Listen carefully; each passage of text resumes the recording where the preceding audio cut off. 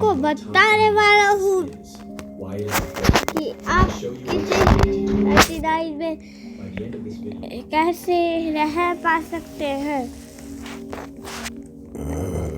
तो यहाँ पे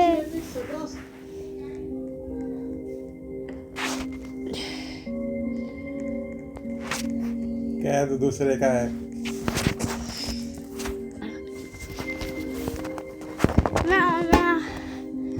कोई नहीं, मेरा नहीं, कोई और बेकर आ चुका है 90 फॉरेस्ट के लिए।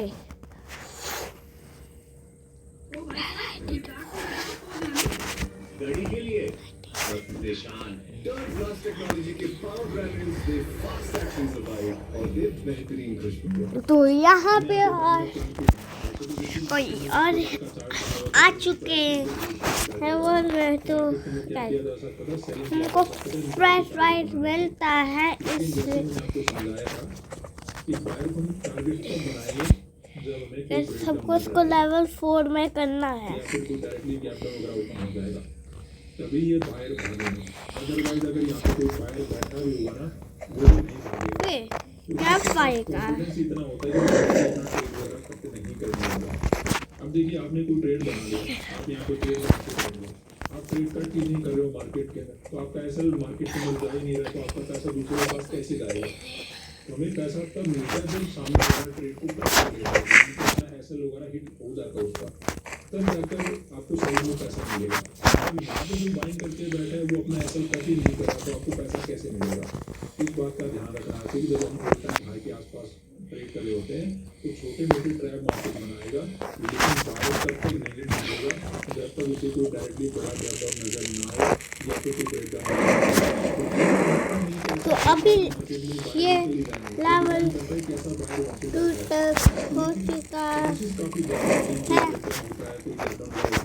तो वहाँ पे बाहर भागते हैं, चांसेस होते हैं, इसी के ऊपर हम पैसा लगाते हैं। जरूरी नहीं कि ब्रेकडाउन की बात निकल जाए, हो सकता है कोई ऐसा ट्रेडर बैठा हो ब्रेकडाउन के बावजूद भी मार्केट को बना रहे कि मार्केट यहाँ से नहीं जाए तो यहाँ से ऊपर चला जाएगा, तो वो भी बैठा रहे फिर मार्केट घूम जाएगा। लेकिन हमारा जो ऑलरेडी हमने देख रखा है कि मार्केट में जब भी कोई ब्रेकडाउन वगैरह होता है तो बायर को डर लगता ही लगता है, चाहे वो कितना भी अच्छा ट्रेडर हो, उसी बेसिस पे हम पैसा लगाते हैं। उसमें पैसा बन भी जाता है, कभी कभी नुकसान भी हो जाता है। इसीलिए मैं आपको बोलता हूँ कि जब भी ओपनिंग आए कि आसपास हो, डायरेक्टली आप सेलिंग को सेलिंग नहीं समझ सकते, तो उसमें आपको देखना होगा कि कोई ब्रेकडाउन वगैरह तो मार्केट ने किया या फिर नहीं किया। अगर कोई ब्रेकडाउन नहीं हुआ तो बाहर बैठा रहेगा, छोटी मोटी सेलिंग में वो नहीं निकलेगा।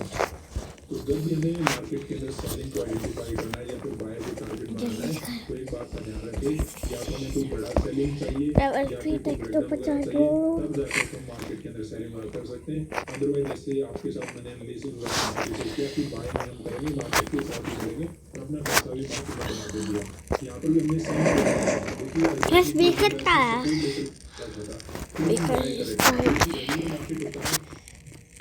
कैश कमेंट पे RIP बेकर लिख दीजिए।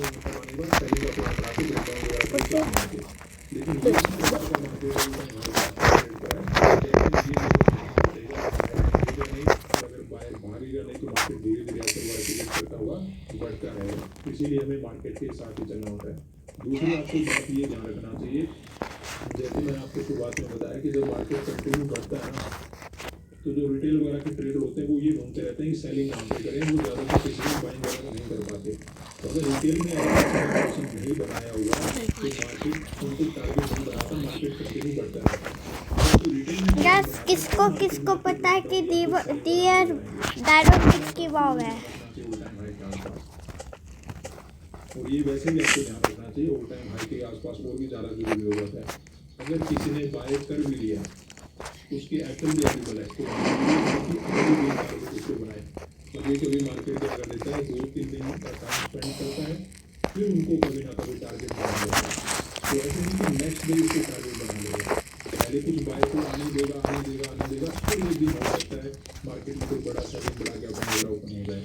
तो जब हम ओवर टाइम हाई के आसपास ट्रेड करें तो डायरेक्टली सेलिंग का प्लान नहीं बना सकते। हमें ये भी देखना होगा कि नेक्स्ट 2 या 3 दिन में मार्केट क्या करने वाला है, उस बेसिस पे भी आपको अंदाजा लगाना पड़ेगा कि मार्केट कैसा टारगेट यहाँ पे बना सकता है। अब देखिए जैसे हमें पता है कि यहाँ पे अगर बाइंग होगा तो कैसे होगा कि मार्केट में गैप वगैरह मिल जाएगा, डायरेक्टली बढ़ जाएगा। या फिर मार्केट के अंदर बड़ा छोटा छोटा बना के ऐसे करके मार्केट में तो सेलिंग में जाएगा अब वो बच सेलिंग आ गया या फिर धीरे धीरे मार्केट ने थोड़ा बहुत ब्रेकआउट किया फिर अचानक से मोमेंटम करके सेलिंग में जाता है। तो ऐसे करके 2-3 दिन का चार्ट कैसा बना सकता है मार्केट में वो आपको अंदाजा लगाना पड़ेगा। तो उस बेसिस पे भी आपको ट्रेड आइडेंटिफाई करने पड़ते हैं। तो इतना आसान नहीं होता क्योंकि यहाँ पे क्या होता है सारा गेम सारा मिस्टेक किया गलती हो गया मार्केट के लिए नुकसान हो जाएगा। जैसे देखिए अपना यहाँ पे लॉस हुआ भी था। अब देखिए कितना अच्छा सेलिंग यहाँ पे हुआ के लिए अब काफी अच्छा सेलिंग था। मार्केट ने ब्रेकडाउन वगैरह भी दे रखा था 59,000 का नंबर था यहाँ पे ब्रेकडाउन वगैरह भी दे रखा था तो अच्छा सेलिंग था। तो जहाँ पे सेलिंग मिल जाए वहाँ पे थोड़ा बहुत रिस्क लिया जा सकता है। तो यहाँ पे मैं सेलिंग का प्लान बना रखा था हमने सेलिंग का ट्रेड बनाया लेकिन मार्केट ऊपर चल गया अगले दिन नीचे आएगा लेकिन उसका कोई बेनिफिट नहीं मिला देखो अपना ऐसे हो गया इतना मैंने मोमेंटम का फिर भी अपना नुकसान हो गया। तो जहाँ पे लगे कि थोड़ा बहुत रिस्क लिया जा सकता है वहाँ पे ले सकते हैं लेकिन फिर भी अगर वहाँ पे गलत हो जाते हैं तो हम लोग वगैरह लेकर चले जाएंगे वहाँ पे मार्केट नहीं रहेंगे क्योंकि ओवर टाइम हाई के आसपास प्रॉब्लम यही होती है। जैसे यहाँ पे मोमेंटम हुआ मार्केट में मोमेंटम कैसे हुआ उसी प्रकार का मोमेंटम का एक ही बात समझ में आ रही थी कि अगर मार्केट कंटिन्यू करता वो ऊपर चला गया तो ओवर टाइम हाई क्रॉस होने के बाद ये कितना भी ऊपर जा सकता है उसका कोई अंदाजा नहीं होता कि मार्केट 1000 पॉइंट मोमेंटम करेगा 500 पॉइंट मोमेंटम करेगा धीरे धीरे वो बढ़ता रहेगा। तो यहाँ पे तो हमने सेलिंग को इग्नोर कर लिया था बाइंग कर लिया था लेकिन यहाँ पे भी क्रैश हो गए। तो ऐसे नहीं कि मार्केट में जो हम काम करने के लिए आएंगे उसमें सही हो जाए उसमें भी गलत हो सकते हैं। कभी कभी क्या होता है कि मार्केट के अंदर सब कुछ सही नजर आता है कि मार्केट में ब्रेकडाउन भी हो रहा है सब कुछ सही हो रहा है। जैसे देखिए मार्केट में निफ्टी का एक चार्ट है अगर वैसा फोन अभी डे 2 है ब्रेकडाउन भी किया लेकिन ज़्यादा नीचे नहीं गया उससे पहले रिकवरी हो गया फिर अगले दिन मार्केट मोमेंटम तक ऊपर चला गया। तो इसमें आपको क्या नजर आएगा मार्केट ने बहुत बड़ा मोमेंटम दिया तो नीचे के बाहर को तो हम अपना डायरेक्ट टारगेट बना नहीं सकते लेकिन अगर ऐसा कंटिन्यू बढ़ता ही रहता है तो हो सकता है थोड़ी बहुत ट्रेडर बाइंग में रिस्क ले लेते हैं। तो इसलिए आपको नजर आएगा कि निफ्टी और सेंसेक्स ने यहाँ पे बड़ा मोमेंटम करा था पक्का बहुत उसमें क्या होता है बाहर आ जाते हैं और बाहर आ जाते हैं तो फिर उनको निकालने के लिए मार्केट क्या कर लेता है छोटा मोटा इतना कराए सही होगा और फिर दोबारा से ऊपर चला जाता है। तो जरूरी नहीं कि ब्रेकडाउन होने के बाद मार्केट कंटिन्यू मोमेंटम करेगा वहाँ पे भी हो सकता है आपको छोटा मोटा प्रॉफिट उठाने का मौका मिले। तो वो टाइम के आसपास अपनी कोशिश ये रहती है कि हम कहाँ पे कर सकते हैं। बिल्कुल ही कंडीशन खराब हो जाए बिल्कुल ही मार्केट नेगेटिव नजर आ रहा है कुछ सेलिंग नजर आ रहा है तो वहाँ पे हम सेलिंग वगैरह का ट्राई करते हैं। जैसे आपने देखा होगा कि मार्केट के अंदर हमने बैंक निफ्टी में जब नजर आया कि सेलिंग वगैरह होना शुरू हो चुका है उस बेसिस पे पैसा लगाया हमने। ऐसे नहीं कि सेलिंग कर नहीं सकते थोड़ा कुछ नजर तो आना चाहिए कम से कम। तो सेलिंग आएगा तब हम सेलिंग करेंगे उसमें भी नुकसान हो गया तो हो गया लेकिन दोबारा से सेलिंग आएगा तब भी हम वैसा ही प्लान बनाएंगे। तो कोई सेलिंग आने के बाद कोई ब्रेकडाउन आने के बाद कोई रिडक्शन वगैरह आने के बाद वहाँ पे तो आप सेलिंग वगैरह कर सकते हो डायरेक्टली ऐसे नहीं कि सर हमें तो कल सेलिंग करना वो काम नहीं।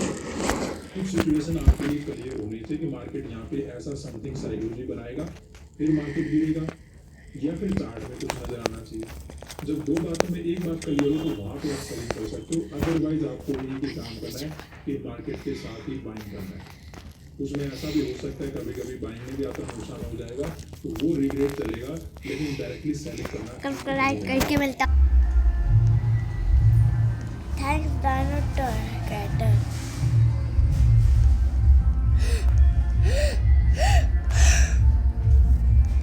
प्लीज यार डायनो किट मिलते रिवॉल्वर से इसको मार सकता